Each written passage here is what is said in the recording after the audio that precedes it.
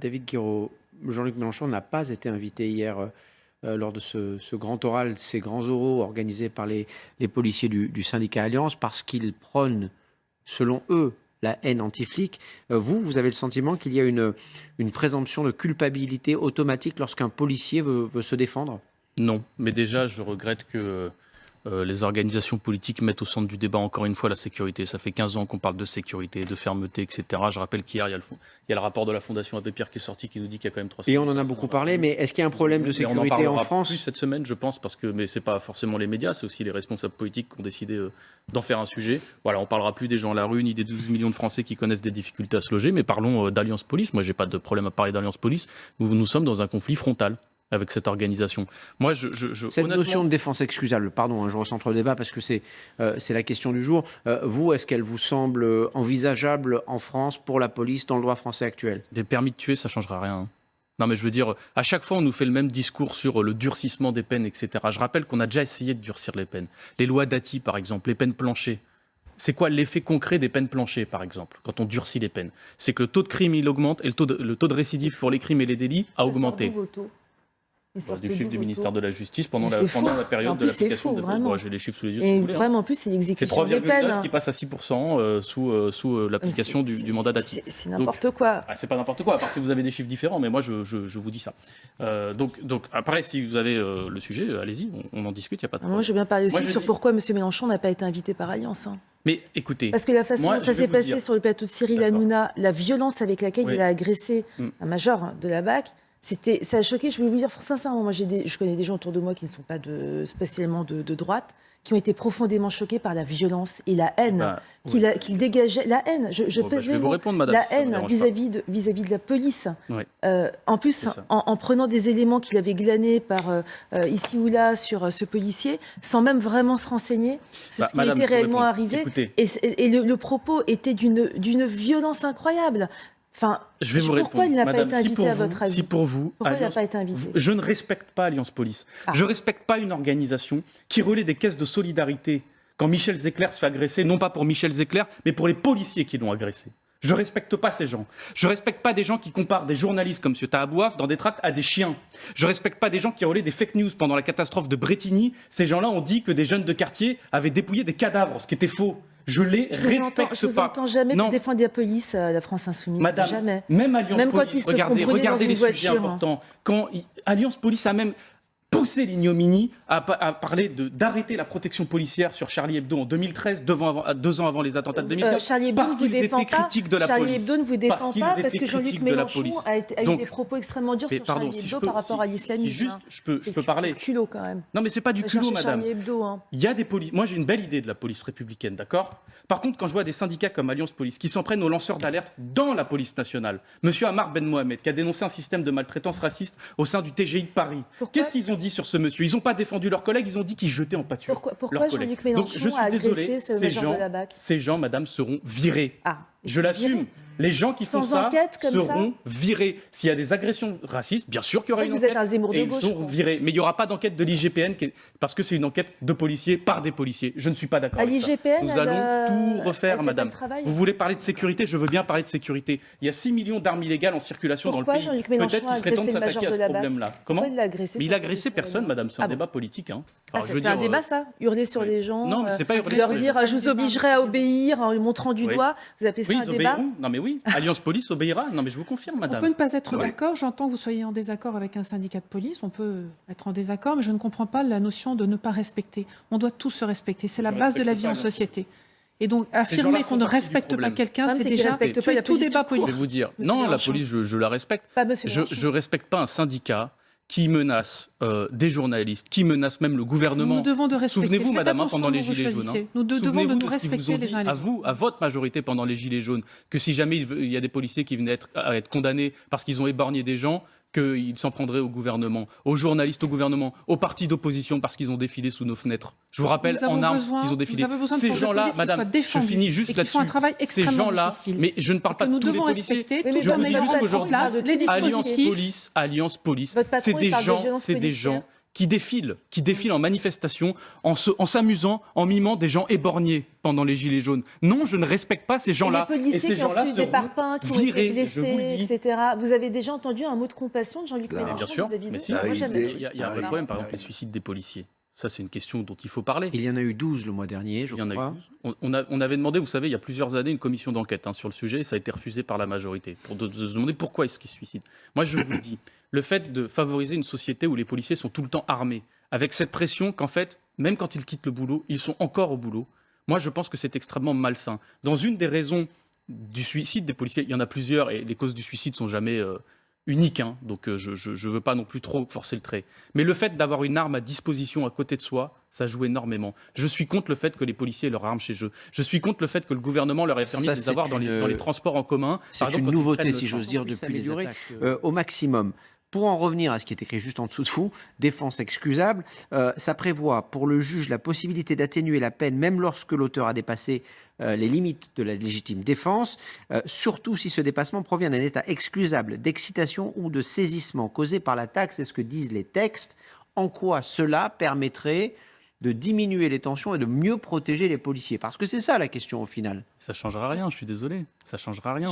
C'est pas la loi du talion, si vous voulez. Je sais que pour beaucoup de Français, et même pour moi, quand je me dis si je me fais agresser, j'ai envie de répondre. Enfin, je veux dire, c'est humain. Mais c'est pas la bonne solution. Moi, je dis juste ça. C'est pas la bonne solution. Je comprends que ça puisse traverser l'esprit de certaines personnes, mais c'est pas la bonne solution. Ça change quoi? Nous, dans notre pays, on est un État de droit, d'accord? Donc, quand il y a des crimes et des délits, on s'organise pour que justement, ça soit pas la mort d'une personne contre la mort d'une autre. Sinon, ça c'est le retour au Moyen Âge. Mais c'est pas ma conception de la vie en société, parce que derrière, la vraie question, c'est effectivement comment est-ce qu'on fait pour lutter contre les crimes et les délits. C'est ça la vraie question pour moi. Et donc aujourd'hui, il y a plusieurs urgences dans le pays du point de vue de la sécurité. Moi, je le redis, il y a 6 millions d'armes en circulation. Vous avez vu pendant cet été, vous avez traité de ces sujets-là, des traques dans les Cévennes, etc., de gens qui tuent leurs femmes ou qui tuent leurs patrons, et puis qui partent se réfugier, qui tirent sur le GIGN en passant, etc., des féminicides. Il y a trop d'armes en circulation qui permettent ce genre d'actes. Et il y a une spécificité pour la police, ça je veux bien le reconnaître, c'est qu'il y a moins de policiers qui sont tués en service qu'avant. Il y en avait 30 en 1975, aujourd'hui en 2019, il y en avait 10 tués en service, donc c'est une amélioration. Mais il y a une spécificité, c'est que les terroristes, en France, dans le monde, c'est pas forcément pareil, s'en prennent souvent à des effectifs de police. Donc ça, il y a une question là-dessus, je veux pas la nier, mais je veux dire, il faut cibler les problèmes, permettre à quelqu'un, au bijoutier du coin, de pouvoir tirer sur son agresseur, c'est pas la solution, ça réglera pas le problème, même s'il y a des émois, je me souviens, il y avait une affaire qui avait marqué l'opinion il y a quelque temps, tirer dans le dos de quelqu'un ne résout rien. Mais permettez-moi de vous corriger, il n'y a pas que les terroristes qui tirent sur les policiers. Oui. Quand les mouvements Black Bloc, les mouvements d'extrême gauche, utilisent comme prétexte les mouvements sociaux et les manifestations sociales pour aller taper du flic et pour aller sur du flic, et je ne fais que les citer, quand un certain nombre de bandes de voyous, en effet, viennent piller les magasins, ou à Marseille, aux alentours et aux périphéries de la manifestation, ou ailleurs, puisque j'y étais il y a quelques jours à la Martinique ou en Guadeloupe, mais quand les flics se font tirer dessus à balles réelles. Ce ne sont pas des terroristes, ce sont des voyous, ce sont des bandes, ce sont notamment des militants politiques d'extrême gauche qui le Guadeloupe et en font. Et c'est ça qui est insupportable. Même en région parisienne. Bien sûr, à la Martinique, je peux vous dire, ceux qui déboulonnent les statuts de Joséphine, je peux vous dire que c'est des bons militants d'extrême gauche et ils sont parfaitement identifiés comme ça. On parlait de la mobilisation dans le cadre du pass sanitaire, mais en revanche, eh bien écoutez, je crois que c'est contre ces gens-là qu'on doit appliquer une tolérance zéro, et ça n'est pas acceptable. Donc en fait, Marine Le Pen le disait également hier, je vous parlais des flics qui se font agresser, eh bien ce sera une peine de minimum 6 mois sans aménagement du Mais c'est la même question, est-ce que les peines planchées... Et en revanche, pour celui qui tue un flic, eh bien, ce sera la perpétuité réelle. Et il ne mérite pas autre chose que cela. Je crois qu'il faut remettre l'église au cœur du village. Il faut que les missions régaliennes puissent s'appliquer avec respect. Qu'il réfléchit à la peine qu'il encourt? Je vous assure que dans une société, quand vous savez pertinemment, déjà vous ne serez pas traduit en justice et qu'après, si jamais vous l'êtes, il n'y a pas d'exécution de la peine. C'est pas le cas en France. Si, bien sûr que c'est le cas en France. Quand on agresse un policier, on est traduit en justice. Mais vous Alors, savez, ça dépend de vous la êtes nature agressé de par un l'agression, policier, c'est pas vous vrai, terminez, même vous, sur vous sortez très l'outrage. souvent avec un rappel à l'ordre. Hein. Bien C'est le sûr. vrai problème. On l'a eu avec l'affaire Damien, il y a quelques mois, qui a fait les chroniques de l'actualité. Non, aujourd'hui, vous pouvez agresser un policier sans être condamné. Et ça n'est pas normal. Il y a des multirécidivistes qui le font. Donc aujourd'hui, il y a bien un sentiment d'impunité en France. C'est pas un sentiment d'impunité, c'est une impunité réelle qui est aujourd'hui en exercice. Et il faut une justice, bien évidemment, qui soit sévère. Et je le disais, je parlais de cette triple certitude, c'est très important. La certitude pour ceux qui s'attaquent à la police, poursuivi, la certitude d'être interpellé bien en amont et la certitude. Il y a même des politiques qui de les attaquent. Il y a même des politiques qui les attaquent. Je suis désolée, Monsieur Mélenchon l'autre jour sur le plateau Cyril Hanouna, mais c'était hallucinant. Comment vous voulez que on demande aux gens de respecter les policiers quand même certains hommes politiques les insultent? Les menaces. Et les menaces, oui. Je crois que la certitude de la peine est un élément important dans le fonctionnement général d'une société. Et on peut reconnaître qu'il y a des situations qui ont été souvent médiatisées et rapportées qui montrent qu'il n'y a pas forcément une certitude de la peine, qu'en tout cas, vous le soulignez vous-même, l'idée de la peine encourue n'est pas forcément ce qui retient celui qui s'apprête à agresser quelqu'un, policier ou pas policier d'ailleurs. Il n'y aurait pas d'agression. Sinon, il n'y en aurait pas du tout. Exactement. En revanche, ça ne veut pas dire qu'il ne faut pas agir, et c'est là qu'il faut en effet agir, et c'est ce que nous avons fait sur la rapidité, l'efficacité de la justice. On a donné des moyens supplémentaires, créé des postes de magistrats, de greffiers, rénové des tribunaux, raccourci la durée des procédures, mais ça ne se fait pas en un jour. Et ceux qui prétendent faire de grandes déclarations en disant « je vais faire ci, je fais ça, je promets que, etc. » Non, rien ne se fait en un jour. Il faut du temps pour installer les moyens. Il faut de l'argent. Oui, le budget de la justice augmenté de 30% sur le quinquennat et 8%. Le budget du ministère de l'Intérieur passé de 17 milliards d'euros à 21. C'est un premier moyen. moyen. Vous parliez du moyen matériel des policiers. Vous parlez des moyens matériels des policiers. Si vous interrogez des policiers, vous confirmeront qu'il y a des commissariats qui ont été rénovés, la moitié du parc automobile a été remplacé, les caméras piétons sont là. Ça ne veut pas dire que ça suffit, mais il y a un mécanisme qui a été enclenché. Il y a un mécanisme qui a été enclenché et qui permet justement de renforcer les éléments dont tous les Français ont besoin, qui sont plus de sécurité et plus de respect de nos forces de l'ordre. C'est un travail extrêmement difficile. On propose un plan sec de la justice avec 9 milliards de plus pour qu'il y ait 3 000 magistrats de plus, pour qu'il y ait 2 000 greffiers de plus, parce qu'aujourd'hui, justement, la justice n'a pas le temps et les moyens d'assumer sa mission. Elle l'a fait quand Emmanuel Macron s'est pris une gifle, et ce qui est tout à fait bien d'ailleurs, il y a une comparution immédiate, mais on veut la même chose pour les flagrants délits. Pour les féminicides, on veut le système espagnol, qui est le meilleur.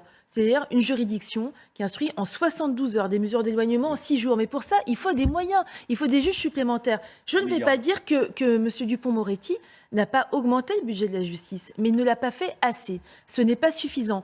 Et sur l'exécution des peines, je prends rien qu'un exemple tout simple. Le travail d'intérêt général, qui répond quand même à toute une petite délinquance qui ne mérite pas... Parce que la prison n'est pas forcément toujours une solution. La moyenne entre le moment où le travail d'intérêt général est prononcé et le moment où c'est exécuté, c'est 450 jours. Quelle est l'utilité Et c'est pour ça que la justice pénale des mineurs a été réformée, pour que justement il y ait un prononcé qui soit immédiat. Car vous savez, chez les mineurs, ils étaient souvent condamnés. C'est pas suffisant. Moi, j'aimerais bien que le débat se situe sur des bases saines et qu'on ne dise pas des bêtises. Par exemple, quand j'entends dire qu'il n'y a pas de condamnation sur les gens qui agressent des policiers, pardon, ça n'est pas vrai. Pas tout le temps, pas systématiquement, c'est pas vrai, notamment dans les cas d'outrage. D'accord, alors vous connaissez le taux de réponse pénale en cas d'agression de personnes, en cas de violence sur personne dépositaire de l'autorité publique? Le taux de réponse pénale, madame, je vais vous l'apprendre parce que vous n'avez pas l'air de le connaître, c'est 95%. Et pour 75%... Mais c'est quoi ce que vous appelez une réponse pénale? Un rappel à la loi, c'est une réponse pénale. Alors justement, je continue. Pour 75% des cas, ce sont des peines qui sont prononcées à sortie de prison, d'accord? Donc arrêtez de dire aux gens... Eh bien, vous savez, ça arrive que des fois, il y a des dépositions qui soient fausses de la part des policiers. Ça s'est fait pour Michel Zecler, par exemple. Mais pas tout le temps. Et des fois, il y a des non-lieux. Bah oui, des fois, il y a des non-lieux. Des fois, donc ça, c'est votre réponse à la détresse des policiers? Madame, moi, c'est juste la réalité, en fait. C'est-à-dire que si vous contestez le fait que des citoyens, au terme d'un jugement, soient reconnus non coupables d'une agression d'un policier qui a dit qu'il l'avait agressé... Non, je parle pas de ça. Je parle déjà du fait qu'ils soient déférés devant la justice. Oui, 95% de taux de réponse pénale, je vous l'ai dit.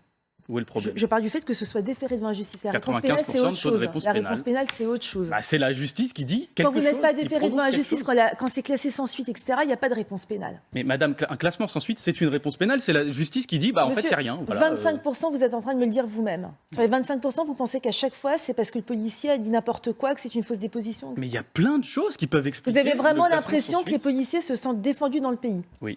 D'accord. Et on va continuer de débattre, on va parler d'immigration notamment. C'est une chose que Jean-Luc Mélenchon les défend.